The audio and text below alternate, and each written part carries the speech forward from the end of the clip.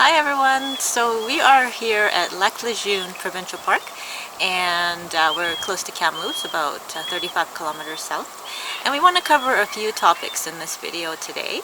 First of all, we'll talk about our plans for this trip. It's a 2-week trip. We're heading over to the Rockies. And secondly, we'd like to give you a quick update on what's happening with the Roadtrek situation that we've heard in the media. Yeah, we get a lot of questions from people about where's Roadtrek, how's the sale moving forward, so we thought we'd provide a short update for everyone. And then thirdly, we just want to show you at the very end a clip of our trip to Rainbow Lake. Yeah, we were at Whistler. If you looked at our recent Whistler video, that was one of the trips we wanted to do. We couldn't fit it in that weekend, so we scooted up and we've just done a short video for those of you that are interested in a hike at Rainbow Lake. So we hope you all enjoyed this video.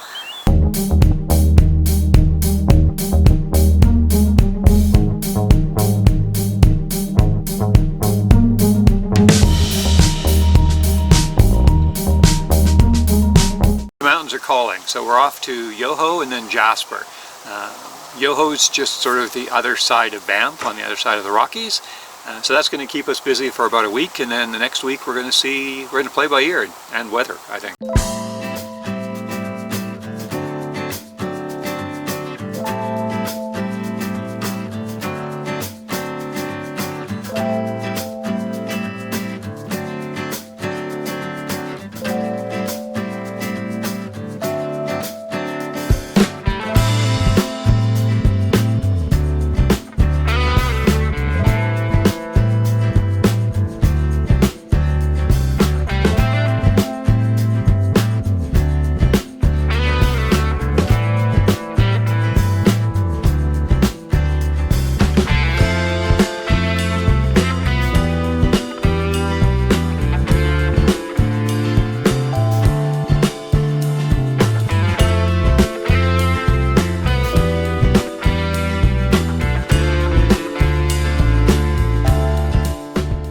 We are settled into our campsite, number 73 at Martha Creek Provincial Park. And yeah, we're really happy with our site. It's gorgeous. And we have a little bit peekaboo view of the lake. It's late August on a Sunday, and it's not a long weekend. So there's lots of first come first served sites. And we actually drove through the reserved section, which is sort of north of the main area, the main section of the campground, just to see what it was like. But we managed to find a few spots that weren't reserved, so it was good that we actually drove through. So this is a great spot, very private, very quiet. There's some spots that are right on the water, which would be really nice, and we're one level back. All the ones that were on the water were still showing as reserved if there was no one there. Still lots of vacant ones, but they're showing as reserved. So we just wanted to take the opportunity to give you an update on the Roadtrek situation, and Gordon's going to talk about that. Alright, so we wanted to give you a short update. A couple of things. You may recall that in January, or I think it was February, we let everyone know that Roadtrek may be purchased by the Rapido group in France, and I'm pleased to say that that deal has now gone forward. It closed, I think, in early July. They're now hiring new employees. They're moving to one of the factory locations, I think it's in Cambridge, Ontario, to begin manufacturing, and they hope to have models ready for the 2020 model year, which is fairly soon. So all very positive news, and we're quite excited about the fact that Roadtrek is going to be moving forward once again. Now, most of this information that we're talking about is actually in an article and in a video from a company called RV Daily News. I think it's rvdailynews.com, and we'll put a link to that. We're just giving you sort of a short overview, and if you want a lot more of the detail, you should take a look at the article or the video that they produced. With regard to the existing owners, Roadtrek has advised, or Rapido through the new Roadtrek, has advised that they're going to be honoring warranties on existing models, but only for a 2-year period.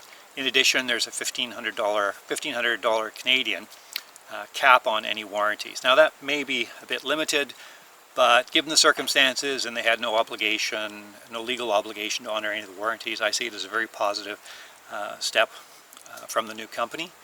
And I think what's most important is the fact that Roadtrek is going to be up and running, producing many of the same models, so there'll be a company producing some of the same parts, someone who dealers will be able to reach out to if they have any questions about any of the repair work, so all very positive moving forward. The other thing that Roadtrek has noted is they're now going to produce less models than they did previously. They're going to still continue to produce the 3 Mercedes platforms. That's the RS, the CS, and the Agile. And they're just going through a process now with Mercedes to be certified once again. In addition, on the ProMaster chassis, they're going to produce the Zion, like we have, and the Zion SRT. And the other thing that was noted in one of the articles is that they will begin looking at potential production on a model on the Ford Transit chassis, which is a little longer than the Zion. So that's exciting news, I think, for everyone. The one thing, 2 of the models that weren't covered in the warranty were the RS and the CS that actually had the 4 passenger seats installed at the front. There are some challenges with regard to how the additional 2 seats were installed. Those are being dealt with in a separate issue, I think with the receiver manager, under a recall process. So that's not part of the warranty process, and they've chosen to exclude those 2 models from any warranty work going forward, as far as we're aware. So very positive steps. Production's moving forward. They hope to have models out for the 2020 model line, and I'm sure we'll see some more information. At this point in time, their website is still under construction, so they hope to have a new website up and running very soon, and I know we're all looking forward to seeing what's on that website once it's up and running. On a more personal note, we just wanted to mention a couple of issues that we've had with our Zion in the last little while. And one of them was, I think we've mentioned before, is our underhood generator, which stopped working. And we did have to get that replaced, and we had to purchase a new alternator. So we're hoping that we can get some money back for that work. The $1,500 won't cover the price that we paid. Close. But we'll try to work with the new owners and see if we can sort that situation out. And the other issue is we're still having intermittent problems with our lithium battery switch. And Gordon, maybe you can talk a little bit about what's been going on. Yeah, so far, if you followed our video, you know we've had our battery replaced under warranty some time ago, one of the 2. The lithium batteries, when they work really well. But you see on Facebook and other sites, there just often seems to be little issues with them. In our case, we have one of the newer battery. As far as I can determine, the switch doesn't seem to work well. Sometimes we flick it and it goes on. Sometimes it doesn't. So we snap it, or we turn it on, press reset, start the motor for 30 seconds, and it comes on. I've tightened the wires. That helped initially, but it doesn't seem to help anymore. So we suspect it's just the switch that needs to be replaced. The last time we had it at the dealer, they couldn't find an issue because it was working when we took it in. We got it back home and it stopped working, other than us fiddling to get it work. So hopefully we can get that fixed soon and it won't be expensive. Otherwise, they've been working relatively well. Yeah, so we've got an appointment for after this particular trip to get the switch replaced, and hopefully that'll resolve the issue, but we'll see what happens. You never know. We really enjoyed our stay at Martha Creek Provincial Park. It was our first time, and our spot was great. We'll be back. Yes. Oh, the only issue we had, though, was we had a mouse in the house. Last night we got up at like 3 o'clock in the morning and it was darting around, so we suspect it came in through the furnace vent, and we're gonna go off to Revelstoke to find a hardware store. Maybe he's left us, or she. Hopefully. We'll pick up a mouse catcher just in case. But now we're off to Yoho National Park, so we're gonna stay a few nights there. So stay tuned for our upcoming videos for continuation of this trip. And in the event that we aren't able to get rid of the mouse, maybe you could comment and suggest a name for it. Yeah, or a way to get rid of it. What was the mouse in the Green Mile? I like that mouse. Yeah.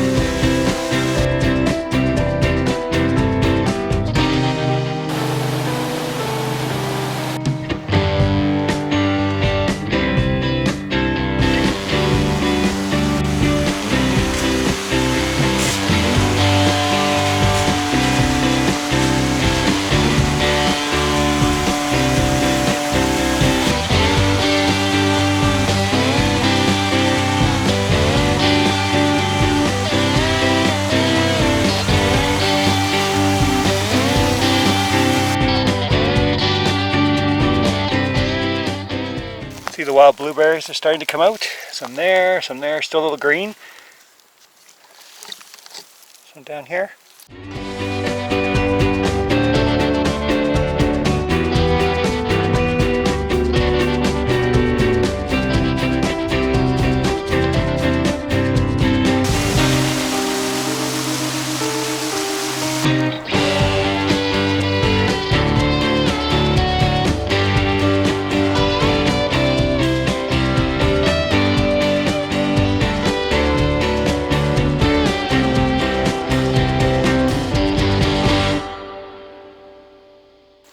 Not our usual lunch. Mushroom and vegetable buns.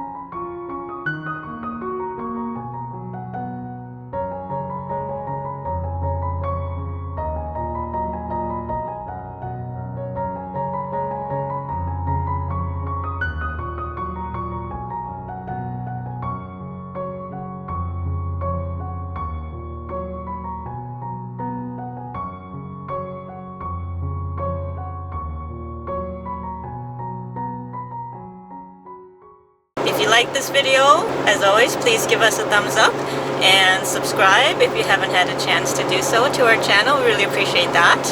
And we will see you next time. See you from the mountains.